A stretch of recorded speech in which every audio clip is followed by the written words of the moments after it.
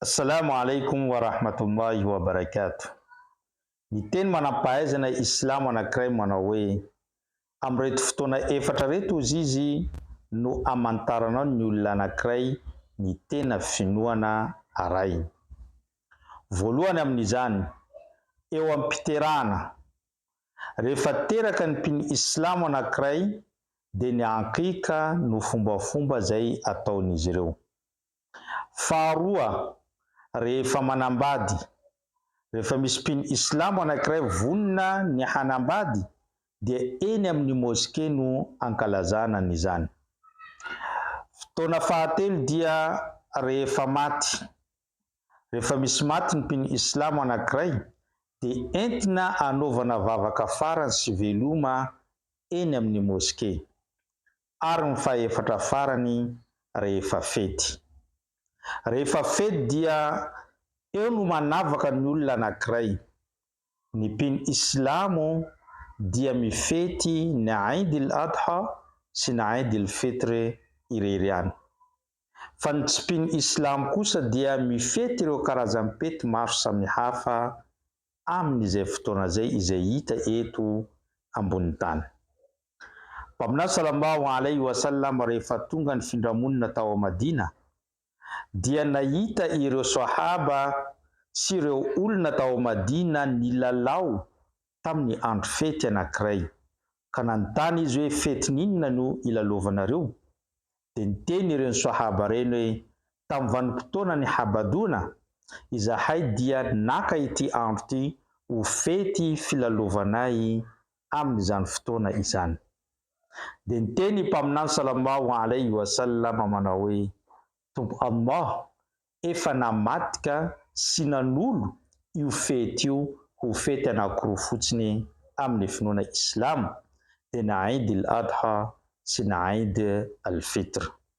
Zay no fety ho an'ny mpino Islamo. Ny fahatelon'izy ireo dia ny andro Zoma.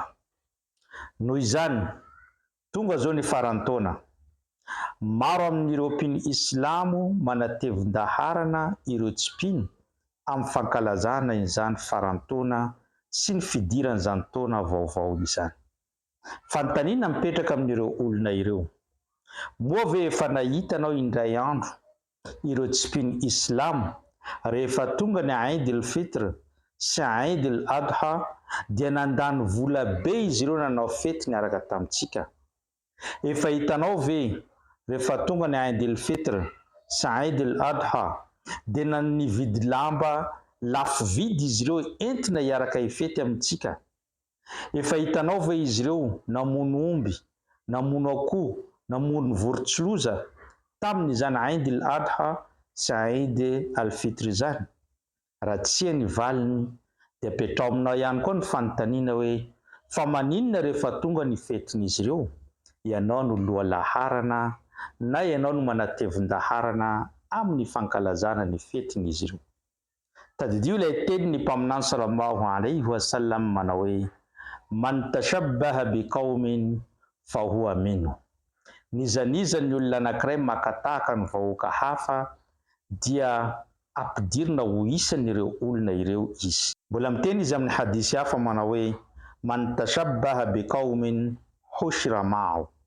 Nizaniza ny makatahaka ny vahoaka anankiray dia ho foazina amin'ny andro farany amin'ny fitsanganana amin'ny maty miaraka amin'ireo olona izay nalainy tahaka. Ka afatra mandeha amintsika tsirairay. Tianao ve ny hitovizanao amin'ireo tsy mpino? Tianao ve ny amoazan'ny Tompo Allah subhanahu wa ta'ala anao amin'ny andro farany miaraka amin'ireo tsy mpino? Raha tsia ny valiny dia miata lavitra amin'ny fetin'izy ireo satria fisotroan-toaka, fijangajangana, fanaovana zavatra haramo, mivangongo no ataon'izy ireo mandritra an'izany farantaona sy fidirana amin'ny taona vaovao izany. Amaranako ny afatra amin'ity androany ity dia teny ny manam-pahaizana anankiray manao hoe mampalahelo ozy izy ny tokantranon'ny mpino Islamo anankiray rehefa tonga ny Laylatul Qadr dia matory izy ireo tsy mivaky loha amin'ny fanompoana.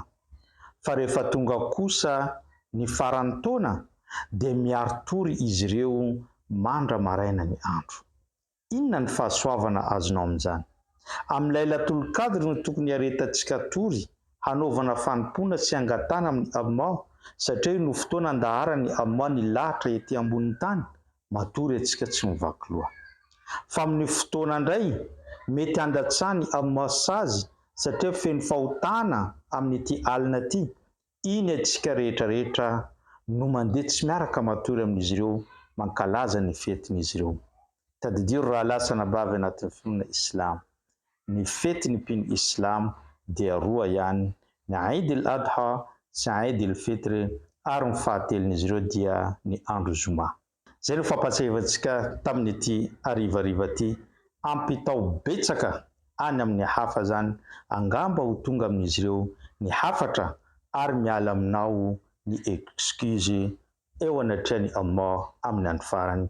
Wassalamu alaikum wa rahmatullahi wa barakatuh.